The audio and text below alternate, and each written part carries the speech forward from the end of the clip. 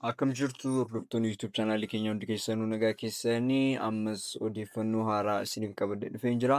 Odeeffannoo har'aa keessatti barattoota rimeediyaalii bara kana qormaata rimeediyaalii fudhachuudhaaf jirtan guyyaan qormaata keessanii kana dura caamsaa 17 haga 20tti akka kennamu ministeerri barnootaa ibsuun isaanii yaadatama. Amma odeeffannoon haaraa guyyaa kenniinsa qormaata rimeediyaalii irratti bahee jira jechuudha.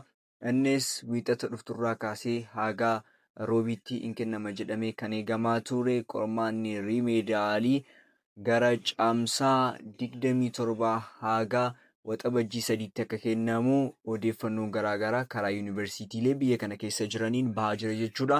Ministeerri barnootaa haga ammaatti wanta jedhee qabaachuu haa baatuyyuu malee yuunivarsiitiiwwan biyya keessatti argaman kanneen akka yuunivarsiitii Dirree Dawaa, yuunivarsiitii Amboo fi yuunivarsiitiin Salaalee akka ibsanitti qormaanni rimeediyaalii gara caamsaa 27 haga waxabajjii 3tti akka darbe fuula teelegiraamii ofishaalii isaanii irra kaa'anii jiru jechuudha.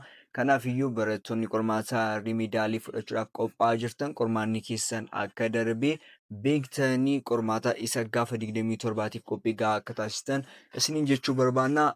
Kanaan dabalataan immoo self verifiikeeshinii keessan asumaan akka guutan irra deddeebi'ee ministeerri barnootaallee guyyaa ibsuu isaanii yaadatame jechuudha. Innis kan kenname haga guyyaa borii qofattidha jechuudha. Haga jimaataa qofattidha.